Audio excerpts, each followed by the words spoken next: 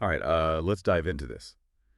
You've sent over a really interesting, actually fascinating collection of stuff all about Val Kilmer's career.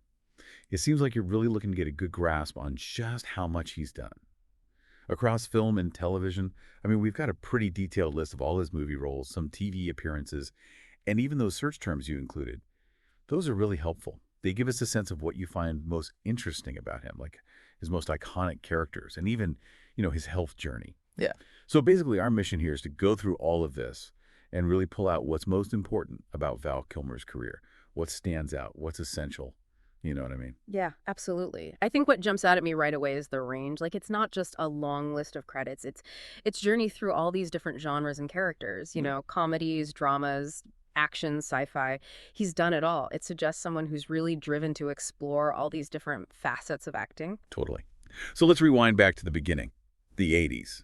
It looks like his first role was in Top Secret back in 1984. He played Nick Rivers.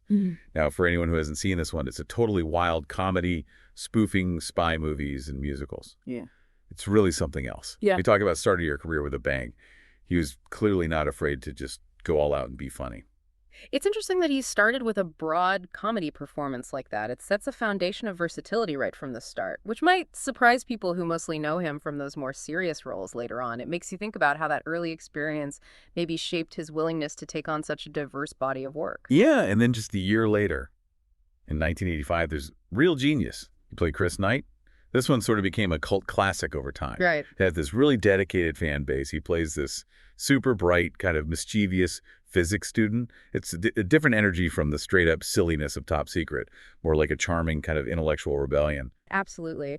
With Chris Knight, he really tapped into a different type of charisma. It's that sharp wit mixed with this, I don't know, anti-establishment vibe. It's not just making people laugh. He's actually embodying this brilliant mind that's not afraid to challenge the rules. And you actually see that kind of rebellious intelligence pop up in some of his later roles, too. And then 1986, a big year, for sure.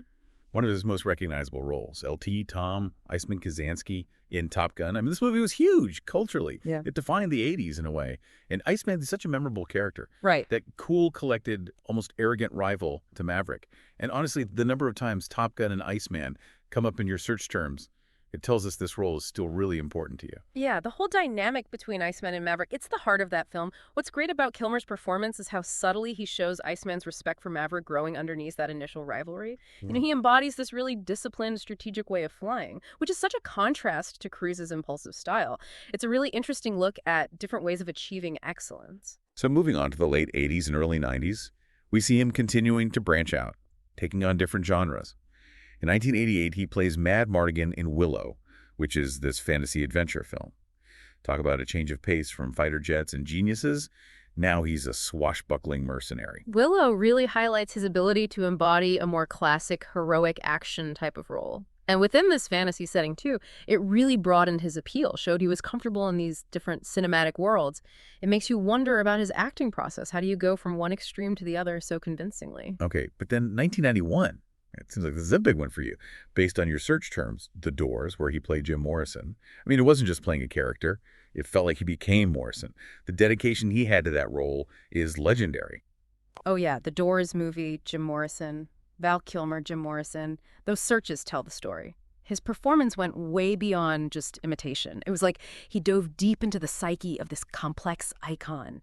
There are all these stories about how he went to extreme lengths to understand Morrison, even living as him when he wasn't filming. What about his performance stood out to you most? Was it the physical transformation? The voice? Something else? For me, it was how he captured that almost shamanistic stage presence. Yeah. And at the same time, the vulnerability of Morrison's poetry, it felt like more than just acting. All right, so moving into the mid-90s, he's in another string of major movies, again showing off his versatility.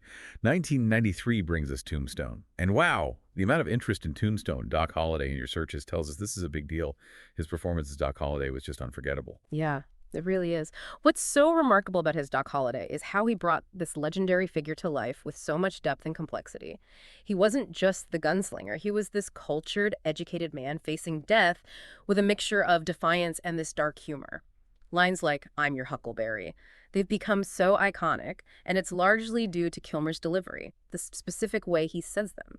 He created a character who's both captivating and heartbreaking. Is there a scene or a line from Tombstone that sticks out to you? That whole scene in the saloon with Johnny Ringo, the tension, Hmm. the way they're almost playing with each other, but it's deadly serious. It's just brilliant. And also, in 1993, he has this smaller role in True Romance as Elvis Presley's mentor. It's a short appearance, but he really makes an impact, which again shows his ability to command the screen even when he's not the main focus. That's a great example of how a good actor can elevate even a smaller role. Hmm. His Elvis in True Romance adds this surreal, almost mythical element to the film. It shows he doesn't need to be front and center to create a memorable character. And then 1995, he puts on the cape and cowl, becomes Bruce Wayne Batman in Batman Forever. It looks like you're interested in how he stacks up against other actors who played Batman. Yeah, taking on Batman, it's a big deal for any actor. Kilmer brought his own spin to the role. Maybe a more world-weary Bruce Wayne really struggling with his past, even though the film itself was more lighthearted. His performance gave us glimpses of that darkness, that internal conflict. What did you think of his interpretation compared to other actors who've played Batman? I think he captured that internal struggle really well, the conflict between the public face and the vigilante. Mhm. And that same year, 1995, he's also part of this incredible ensemble cast in Heat, playing Chris Shaherlis, another example of him blending into this high-caliber group of actors and contributing to this powerful, really realistic crime drama. Heat is such a great example of ensemble acting. And Kilmer's portrayal of Chris Shaherlis, this intense, kind of detached guy, he was crucial to the film's authenticity. He held his own next to Al Pacino and Robert De Niro, which says a lot about his skill and presence. So moving into the later part of his career, we see him doing voice work, like in The Prince of Egypt in 1998, where he voiced Moses.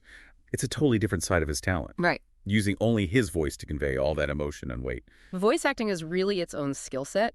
You're relying completely on your voice to bring that character to life, and to lend his voice to someone as iconic as Moses in a major animated film.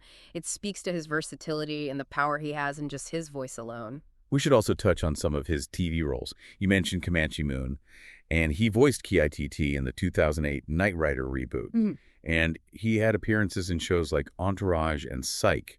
It seems like he's been consistently engaged with all these different ways of telling stories. It shows a willingness to explore different formats and connect with a wider audience, too. Voicing Ki-T, this beloved character from TV history, that taps into nostalgia. And his appearances in more current shows highlight his ability to adapt. We definitely can't skip over Top Gun Maverick from 2022.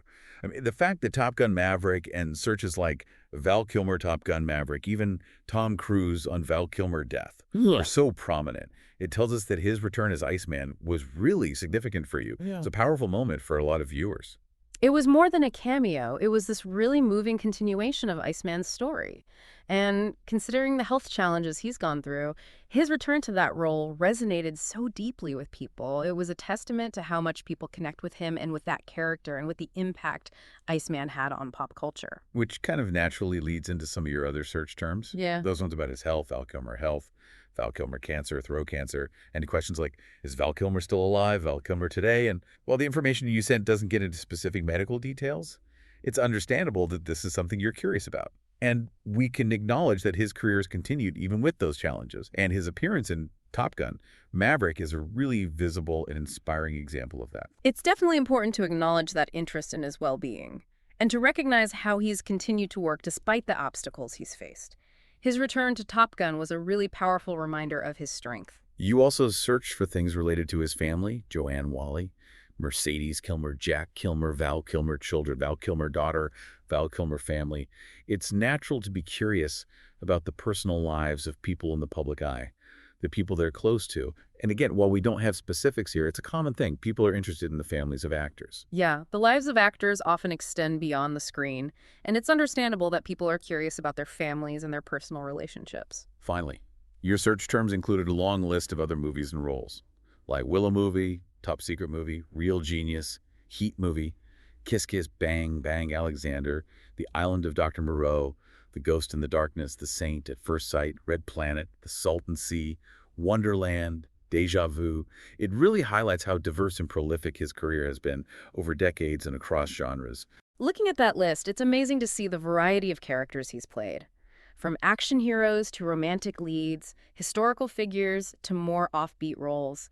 He's consistently taken on new challenges. He's never let himself be typecast. And if you want to explore his filmography and TV work in more detail, the information you send over mentions resources like IMDb, Wikipedia, and TV Guide.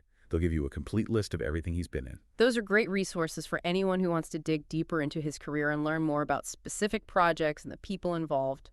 So, as you can see from this deep dive into the information you provided, Val Kilmer has had a truly incredible career, from comedy to drama, voice acting. He's left his mark on film and television. But here's something to think about.